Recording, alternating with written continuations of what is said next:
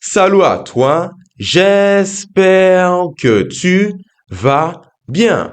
Pour moi, grâce à Dieu, honnêtement, je crois que tout va bien. Et j'aimerais qu'on puisse nous poser la question suivante aujourd'hui. La voilà. La mission est en train de stagner. Les chrétiens sont inactifs ou autrement dit, l'évangélisation ne progresse plus. C'est un problème. Et tu me diras, attends, mais quel est mon but? Ma mission maintenant par rapport à ce questionnement.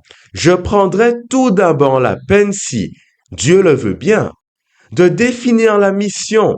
Qu'est-ce que selon Jésus, Dieu, tu dois faire, nous devons faire pour accomplir la mission qu'il nous a donnée et propager la vérité. D'accord? Et deuxièmement, on va se rendre compte qu'au fond, il y a une tragédie, car les chrétiens ne font pas ce que l'Éternel nous demande, qu'au contraire, nous sommes de plus en plus inactifs et désintéressés par cette mission donnée qui forme même l'essence du chrétien.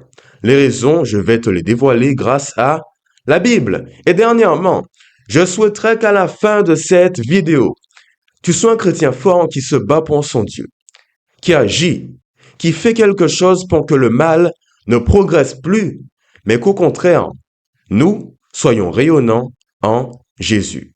Tu veux le rayonnement du Seigneur dans ce monde. Alors nous allons y arriver petit à petit. J'espère que tu es prêt.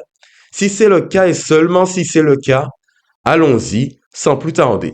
Alors pour en définir la mission, nous allons aller dans Matthieu chapitre 28, le verset 18, où Jésus nous dit ce que nous devons faire en tant que chrétiens.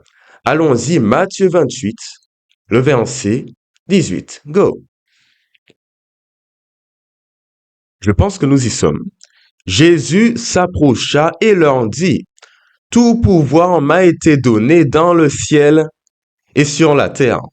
Allez donc, faites de toutes les nations des disciples, baptisez-les au nom du Père, du Fils et du Saint-Esprit, et enseignez-leur à mettre en pratique tout ce que je vous ai prescrit. Et moi, je suis avec vous tous les jours et ce, jusqu'à la fin du monde. Tu sais, j'aime beaucoup ce message car il est, selon moi, magnifique. Jésus, Dieu donc, est venu sur cette terre en forme d'homme, mais il n'a pas méprisé ceux qui n'étaient pas parfaits, car nous sommes pécheurs. Il ne s'est pas dit, oh, je suis supérieur à vous, alors débrouillez-vous avec vos soucis. Je suis simplement là pour montrer qui je suis et d'où je viens. Non, il a été là pour aider, enseigner les chrétiens, leur montrer le bon chemin, leur faire parvenir la voie qui mènerait à la lumière. Il n'a pas été égoïste et même à la fin, il nous donne un but, propager l'évangile. Faites de toutes les nations, le monde entier, des disciples, en les baptisant au nom du Père, du Fils et du Saint-Esprit et enseignez-leur ce que je vous ai prescrit. Il nous demande d'être ses imitateurs. Alors c'est le but du chrétien. Voir quelqu'un qui va mal, qui souffre, ce monde qui va en dérive, oui, mais l'amener vers la sécurité, l'amener vers la vérité. C'est ce que Jésus nous demande de faire car nous sommes ses disciples. La mission est claire. Il ne faut pas passer par plusieurs détours pour la comprendre. Non, tu as une mission, propager la mission, la vérité plutôt, de l'évangile. Et ta croyance aussi dans le Seigneur, ok? Maintenant, on a un souci, un grand même. Les chrétiens ne font pas ce qu'il faut. Dans mon église, par exemple, il y a beaucoup de postes à pourvoir. On est de moins en moins actifs, de moins en moins zélés pour le Seigneur, mais que se passe-t-il? Pourquoi le mal progresse si vite et que nous, on n'est pas en capacité de lutter, de le contrer? Quel est le problème? Heureusement, Jésus avait déjà anticipé ce cas de figure, avant même Matthieu 28, car en Matthieu chapitre 24, le verset 9, il nous explique déjà la cause de ce mal. Pourquoi nous sommes en train de stagner? Pourquoi l'évangile n'atteint pas encore les sommet. Allons-y, Matthieu chapitre 24, le verset 9. Let's go. Matthieu 24, le verset 9. Il est dit, alors on vous livrera à la persécution, contexte la fin des temps, et l'on vous fera mourir. Vous serez détestés de toutes les nations à cause de mon nom. Beaucoup trébucheront alors, et ils se trahiront, se détesteront les uns les autres. Beaucoup de prétendus prophètes surgiront, et ils tromperont beaucoup de gens. À cause de la progression du mal, l'amour du plus grand nombre se refroidira. Mais celui qui persévérera jusqu'à la fin sera sauvé. Vous savez ce qui est marquant dans ce verset? C'est le mot beaucoup, qui est répété de nombreuses fois. Là, Jésus a voulu nous montrer que le chaos ne sera pas minime, qu'il ne sera pas moyen, mais que le chaos sera grand, énorme, donc beaucoup de chaos. Tu vois, car nous sommes à la fin des temps. Ne te retrouves pas-tu dans... Est-ce qu'on ne se retrouve pas plutôt dans ce contexte où le monde est en souffrance? Et il décrit très bien la situation. À cause de notre foi, on sera persécuté. Beaucoup trébucheront, c'est-à-dire que beaucoup de ceux qui étaient actifs dans la foi finiront par tomber gravement, sans même se relever. L'amour du plus grand nombre se refroidira. Et réfléchis à ceci. C'est grâce à l'amour, car la foi c'est important. Mais l'amour, c'est le plus grand des bonheurs. Si tu n'as pas cela, comment vas-tu évangéliser? Comment vas-tu partager la nouvelle si tu n'as pas le zèle pour le faire? C'est parce que je t'aime, que je veux que ce monde aille mieux, que je tourne ces vidéos. Mais si je n'avais pas cela, comment aurais-je pu avancer? De plus, Jésus nous dit qu'il y aura beaucoup de prétendus prophètes qui tourneront des vidéos, qui vont prêcher, mais qui au fond seront animés par leur nature propre. C'est le souci. Et pour continuer dans la lancée du Seigneur, laisse-moi évoquer un phénomène. C'est comme si les chrétiens sont en train de se désapproprier la chose spirituelle. Ils pensent que le pasteur fera, l'ancien d'église, le prêtre, mais de leur côté, ils ne veulent pas se mouiller. Pourquoi? Tu n'as pas compris un élément. C'est que la mission n'est pas seulement celle de Jésus, du pasteur, de ta mère, de ton père, mais c'est aussi la sienne. Sauf que si tu ne comprends pas cela, à aucun moment tu ne vas agir, travailler pour le Seigneur. C'est comme si le mal a eu la capacité d'inhiber ton esprit pour que tu ne réalises pas à quel point ce monde va mal et à quel point il a aussi besoin de toi. Alors je vais te demander de faire une chose pour moi. Ouvre tes yeux et regarde. À gauche, à droite, la souffrance, la dépression, l'immoralité, le suicide, le meurtre, l'orgueil, le vol, la médisance. Ces grands mâles sont constants dans notre société et nous devons lutter contre cela. La politique ne le fera pas.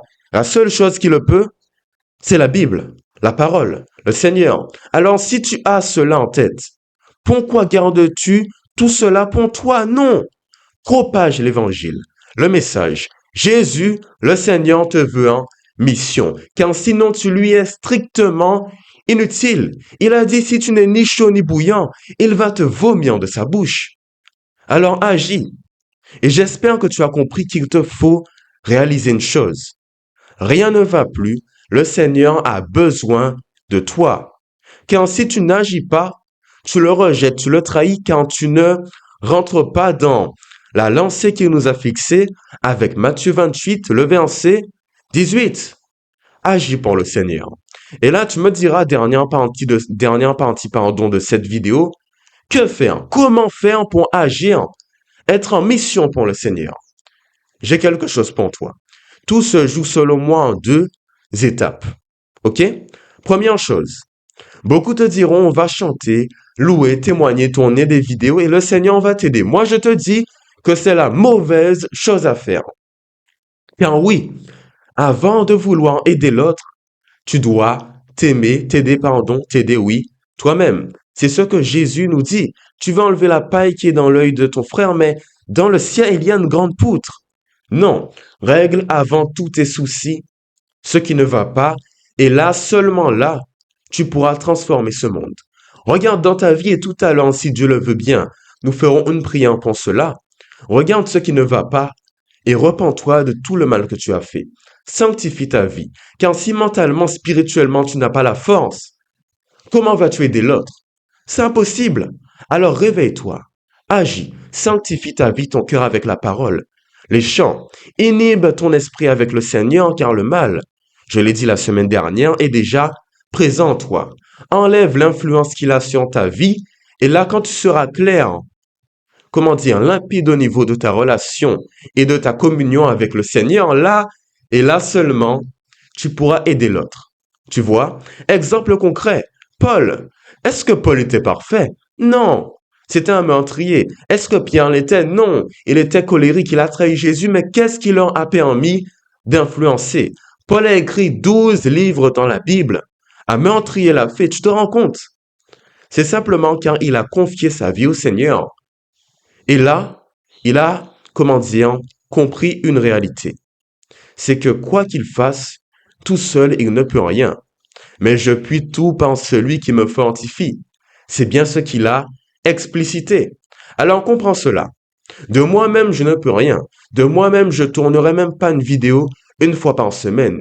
Mais comme Dieu me donnera force et j'espère qu'il le fera pour toi, tu accomplis de grandes choses par amour pour la mission et pour lui. Alors agis.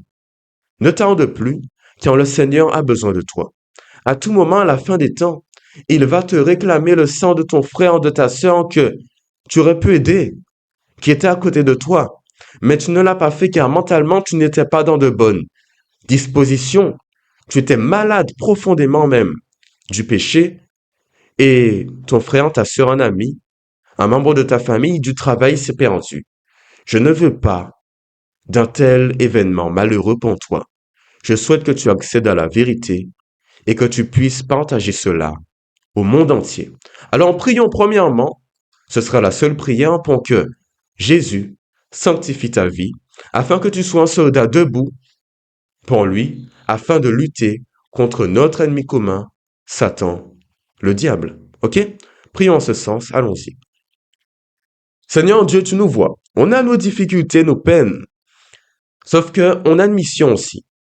On doit contribuer à l'avancée de ton œuvre. De nous-mêmes, c'est impossible, mais avec toi, ça allait. Alors donne-nous la force, Seigneur, d'avancer, de sanctifier nos vies.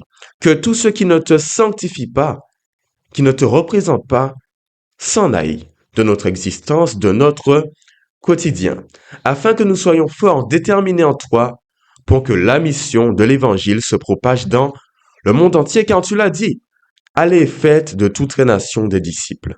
Mais avant, nous devons être nous-mêmes scellés en toi. Donne-nous la force d'y arriver. Ce n'est pas simple. Les défis sont grands, mais par ta grâce comme Paul, nous pouvons tout faire par toi qui nous sanctifie. Merci Seigneur, je prie pour mes abonnés, non abonnés, ceux qui regardent cette vidéo, afin que leur vie change et qu'ils puissent témoigner de ce que tu as fait pour eux, afin d'amener d'autres âmes à toi. Merci Seigneur, je t'ai prié au nom de Jésus et pour ta gloire. Amen, amen. J'espère que tu te sens bien. Tu sais ce qu'il faut faire. Le monde va mal.